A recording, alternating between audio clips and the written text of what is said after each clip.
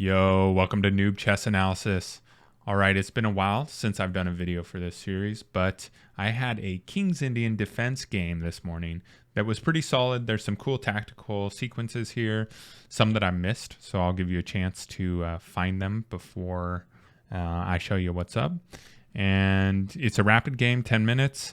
I was rated 1263, playing a 1290 fast mat.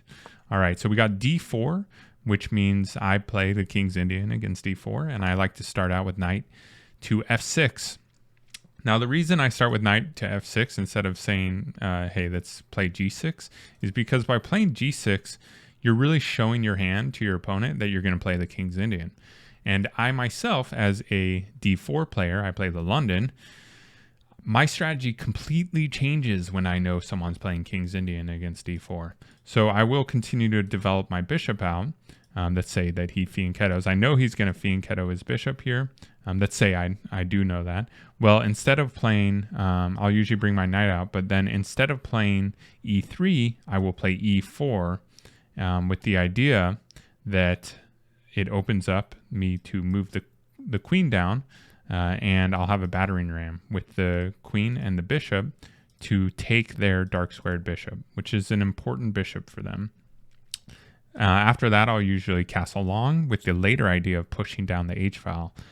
So that strategy is completely different, and it's very effective. It is very effective, and I have a video on it, but I'll make another one probably soon. But anyways, all of this to say is I don't like to show my hand too early.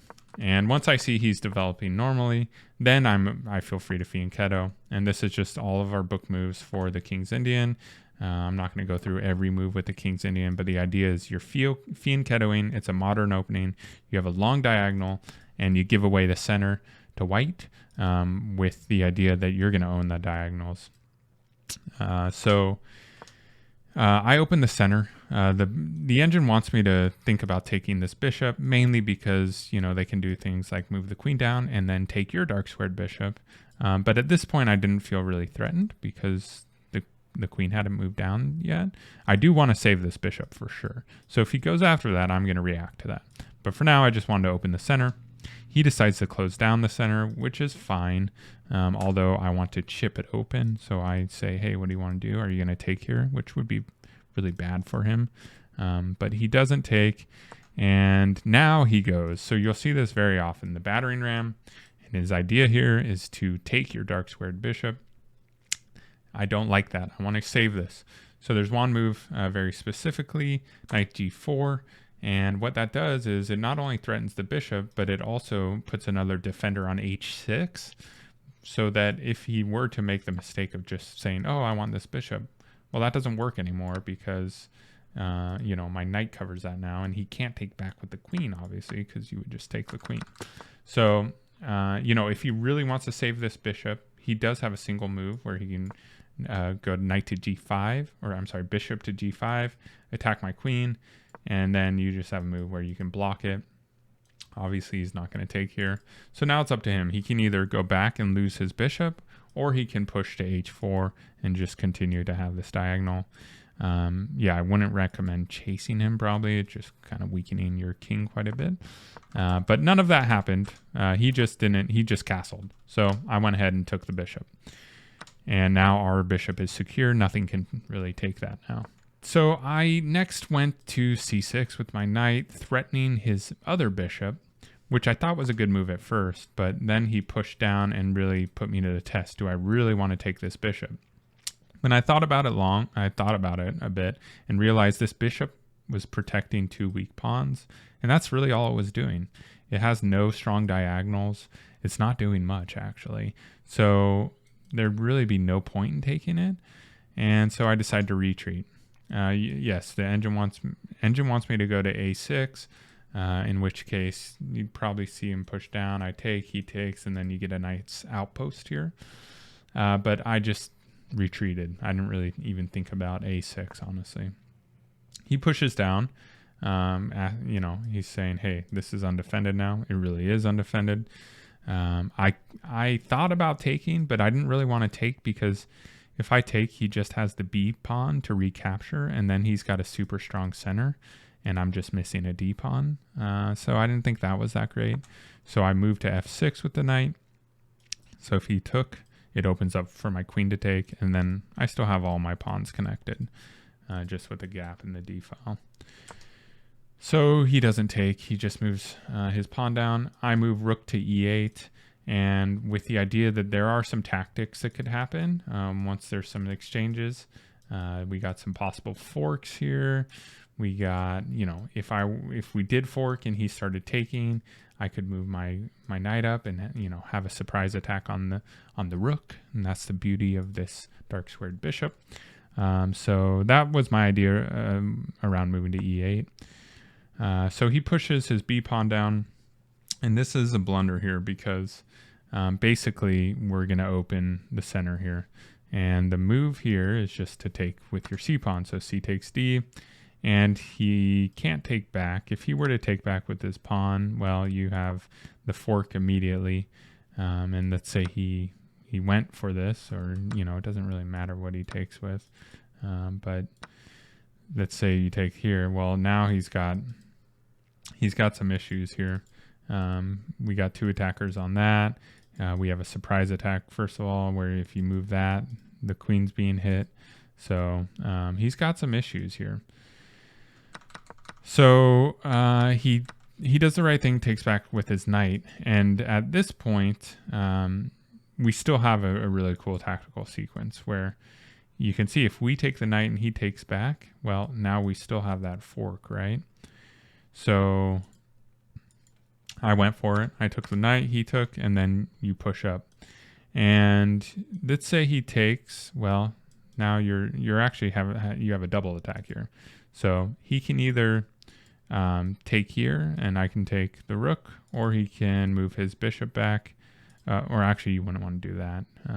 You wouldn't want to do that at all. But let's say he wants to save the rook. That's his other option. He can save the rook here, which is the best move.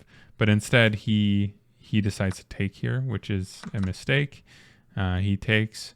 It's a mistake because I'm just going to gobble up this rook now. He captures back. And we do have a tactical sequence here that I completely missed. So I'm going to give you just a second here to look at this position, find the best move for black here. All right, so the best move is bishop f5, and there's actually two really good moves, so you might have gotten the other one, but the other one would just be straight f5 with the pawn, and we'll go through both variations, and I'll tell you why I think the bishop is better. So this is the reason why both of them work, is because you have a pin here on the bishop. If the bishop were ever to move, this rook is x-raying it, the queen, so we would be able to take the queen. So it's pinned, you want to attack the pin.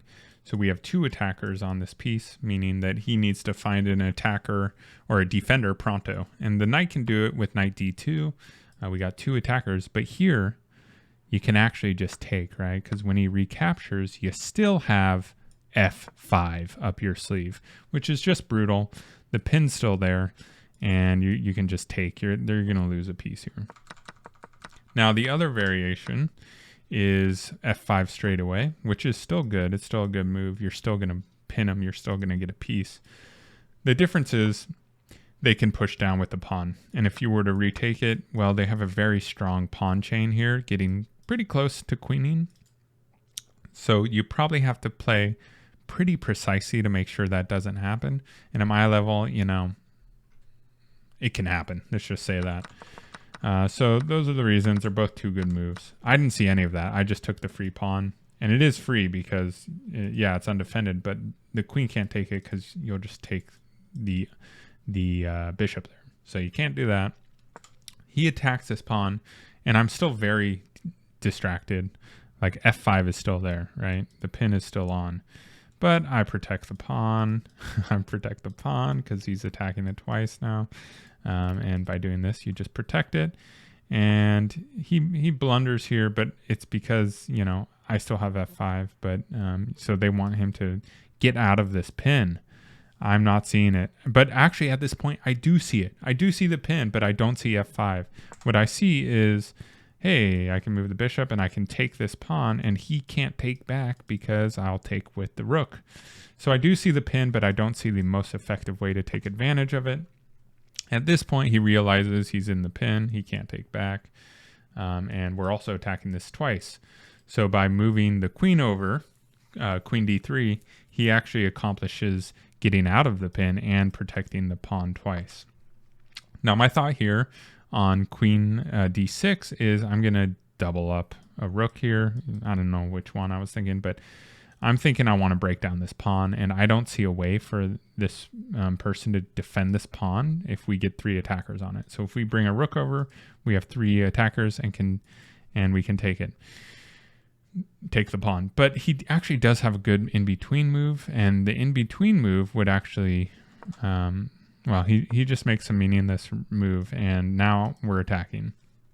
Now, his move here, the correct move would be to go knight to c4, which would attack my queen, which would mean I would have to take an attacker off of this pawn, and I wouldn't be able to take. You still have a good move here, queen to f4, where you're attacking a rook that's undefended, and he'd probably just want to trade, attempt to trade off here. And obviously you can't go back to try to get this pawn. So you kind of miss your opportunity to take that pawn. Luckily, he did not do that. He went to b3 with his knight, which just means we have 3 attackers here and we can take the pawn. And, another good thing about this move is we take a ton of stuff off the board and we're up by a piece. So we're up 6.8 by the engine, and we're up a piece. So it's looking good. He pushes the pawn down, which threatens this, which I don't really care about. I can take back with my pawn. And this is undefended, so I just... Oh, man. Did that really just happen? So I decide to attack this knight here. And so if he, in my mind, he's probably got to defend this, but he takes. And him taking is a good move because it kind of put fear in me, right? Like, if I take this, then this could push down, and I guess you have the knight there, but I just didn't want to even deal with it, so I took back with the pawn. And then he sacked here, which was interesting, but then after, when I did the analysis, I realized it's actually a good move because he only has one spot for this knight. I mean, the only spot would be knight a1 because everything else is covered. He can't go there. Everything else is covered. So knight a1 would be the move. I mean, he could go over and protect it, but I think over time we would just move our rooks into place and threaten it. So, or even push up here would probably be good. Anyways, he sacked. Well, let's say he goes knight to a1. Actually, it's still in big trouble because you can even just go here. Yeah, you can get this second rank. And here he's just got a single move, right? And then it's pretty easy because basically you just throw the rook under and he's pinned, right? If this were to ever move now, you're getting the rook, and you can move the king there, but now you got 2 attackers, and this is just losing significantly. So sacking is the best move, which was interesting. And at this point, he's in trouble because we got the check in. We got 2 rooks. I mean, it's just pretty much GG. Attack the pawn. He gives up because really my next move's here. We're going to take the pawn, and then we're going to be up a whole rook. And we should win that end game. We really should. But who knows what would happen, honestly. He gave up here and resigned. I would say you should play this through. Anyways, that's it.